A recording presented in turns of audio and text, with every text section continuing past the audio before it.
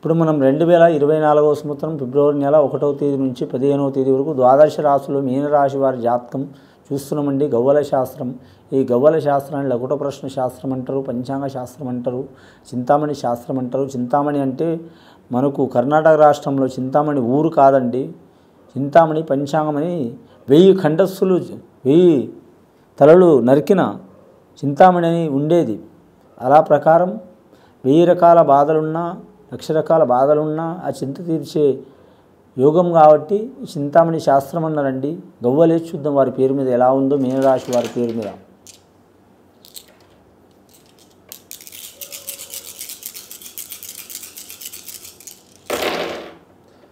4 గవ్వలు పడ్డాయండి. మీనరాశి వారి పేరు మీద 4 గవ్వలు. రాహు మార్గదర్శి చాలా మంచిగా ఉంది.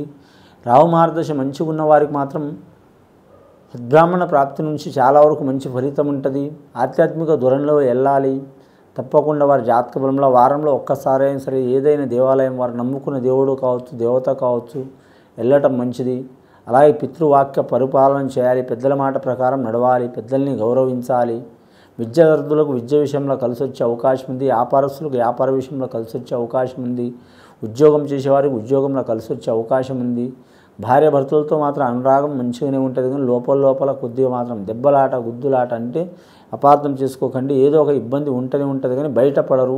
అటువంటి సంఘటనలు ఉన్నాయి. ఎల్నాటి శని ప్రభావం వీరికి మొదలైంది. ఆల్రెడీ మొదలై 2 సంవత్సరాలు అవుతుంది. ఇంకా 5.5 సంవత్సరాలు ఉంటుంది కాబట్టి చాలా జాగ్రత్త తీసుకోవాలి. కానీ మాత్రం ఈ శని పోవడానికి మాత్రం చెప్పాలంటే ఇప్పుడు కుదరదండి. ఎంత ఓపిక ఉంటే అంత మంచిది. మాతృవర్గం నుంచి మాత్రం గండాలు జరిగే అవకాశం ఉంది. పితృవర్గం నుంచి నష్టాలు జరిగే అవకాశం ఉంది. ఎంత ఓపిక ఉంటే అంత మంచిది. తన భయమే తనకు దయ్యం లాంటిది, అలాగే తన కోపమే తన శత్రువు లాంటిది. ఈ రెండిట్ల కంట్రోల్ ఉండాలి. మనిషికి మాత్రం 1000 రకాల ఆలోచనలు ఉంటాయి. ముఖ్యంగా మాత్రం వీరి జాతకంలో చూడాలంటే మాత్రం అంశ భారీగా ఉంది. కానీ రవి మహార్దశ ఉన్నవారికి కలిసి వచ్చే అవకాశం ఉన్నదండి. రేవతి నక్షత్రం వారికి కలిసి వచ్చే అవకాశం ఉంది. ఉత్తరాభద్ర నక్షత్రం వారికి మాత్రం శని అధిపతి కాబట్టి ఇబ్బందులు పడే అవకాశం ఉంది.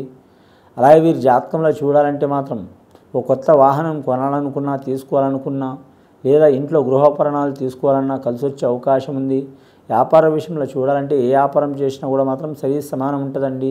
వస్త్ర వ్యాపారం కలిసి వస్తుంది, ఫ్యాన్సీ వ్యాపారం కలిసి వస్తుంది, కిరాణా షాప్ వ్యాపారం కలిసి వస్తుంది, కరెక్ట్ మాత్రం చింతపండు వ్యాపారం కలిసి వస్తుంది, కూరగాయల వ్యాపారం కలిసి వస్తుంది, వంకాయ వ్యాపారం కలిసి వస్తుంది, దోసకాయ వ్యాపారం కలిసి వస్తుంది. కానీ పంట పొలాల్లో మాత్రం దుంపలకు సంబంధించిన వ్యాపారం కూడా కలిసి వచ్చే అవకాశం ఉంది. ఇంకా మత్స్య కార్మికులు కూడా కలిసి వచ్చే అవకాశం ఉంది. కానీ కొన్ని నష్టాలు కూడా వస్తాయి వారి పేరు మీద. కానీ వారి జాతకంలో మాత్రం నీటి విషయంలో జాగ్రత్తగా ఉండాలి. నీటి గండాలు వచ్చే అవకాశాలు ఉన్నాయి. నీటి గండాలంటే సముద్రాలు ఈదటం, గుంటలు ఈదటం, లేదా నదిలో ఈదటం కాదండి. మామూలుగా కూడా వాటర్ నుంచి ప్రాబ్లం వచ్చే అవకాశం ఉంది. కానీ మాత్రం దీర్ఘకాలంగా రోగం ఉన్నవారు మాత్రం చాలా జాగ్రత్తగా తీసుకోవాలండి. తీసుకుంటే చాలా మంచిది. రెండవసారి గవ్వలేసి చూద్దాం.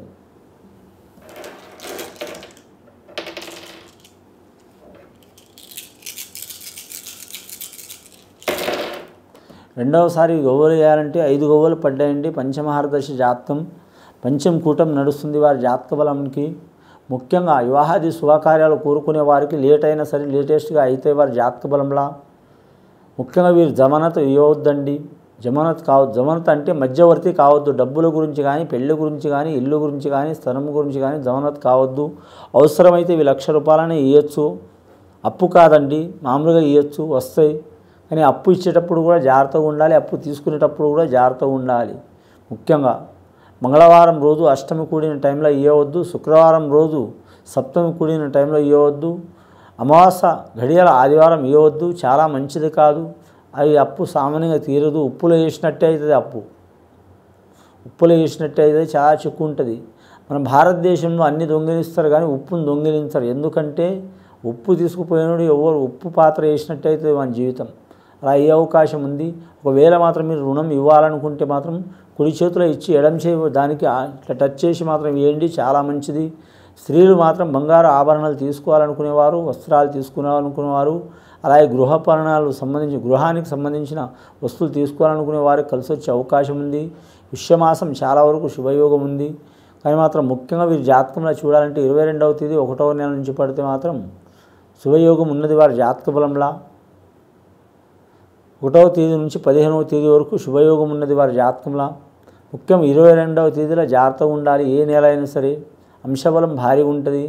గవ్వలు మాత్రం 9 గవ్వలు పడ్డాయండి. ఇప్పుడు 9 గవ్వలంటే నవరంధ్రాలు, నవయోగాలు, నవగానాలు, నవగ్రహాలు. అలాగే చూడాలంటే మాత్రం వీరి జాతకానికి మాత్రం చాలా వరకు శుభయోగం కలిసి వచ్చే అవకాశం ఉంది. నవగ్రహాలకి పూజ చేయాలండి, చేస్తే చాలా మంచిది. కానీ మాత్రం ఎవరికి వారు మాత్రం సద్బ్రాహ్మణుల కాడ శాంతి చేసుకోవడం, పూజ చేయించుకోవడం చాలా శ్రేయదాయకం అండి. ప్రపంచవ్యాప్తంగా, దేశవ్యాప్తంగా, గ్రామ వ్యాప్తంగా, రాష్ట్రాల వ్యాప్తంగా అరిష్టం ఉంది. కాబట్టి ఎవరికి వారు పండితుల కాడ, అలాగే సద్బ్రాహ్మణుల కాడ శాంతి చేసుకోవడం చాలా శ్రేయదాయకం అండి. 3వసారి గవ్వలేసి చూద్దాం.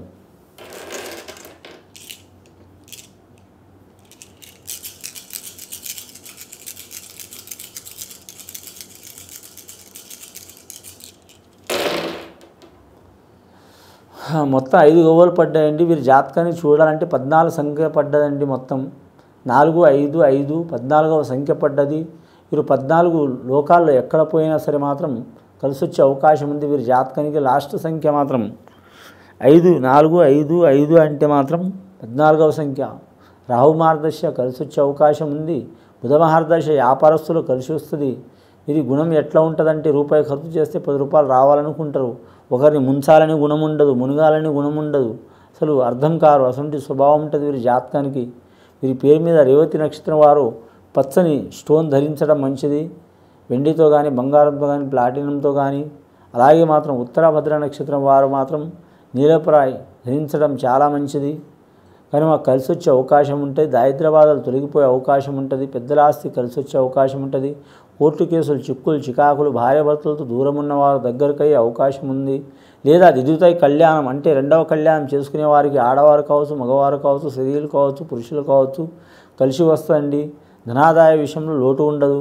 కానీ మాత్రం వీరి మీద బాధ్యత పెరుగుతూనే ఉంటుంది. పెద్దలది, తదనలది కానీ, అత్తమ్మ వాళ్ళది కానీ బాధ్యత పెరుగుతూనే ఉంటుంది. బాధ్యతమైన ఉద్యోగం చేస్తున్న వారు, ఆఫీసర్లకు చాలా వరకు మంచి ఫలితాలు ఉంటాయి. ప్రతి ఒక్క మనిషికి బాధ్యత ఉంటూనే ఉంటుంది. కానీ బాధ్యత రహితంగా వీరు తిరిగితే మాత్రం శనీశ్వరుడు ఒప్పుకోడండి. శనీశ్వరుడు అంటే మాత్రం శ్రమకారకుడు, లేబర్ కారకుడు, విద్యాకారకుడు, జ్ఞానకారకుడు, రాజకారకుడు, కష్టకారకుడు, దుఃఖకారకుడు, అష్ట కష్టాలు చూపిస్తాడు. కాబట్టి శ్రమతో కూర్చి వీరు అనుకున్నది సాధించే అవకాశం ఉంది.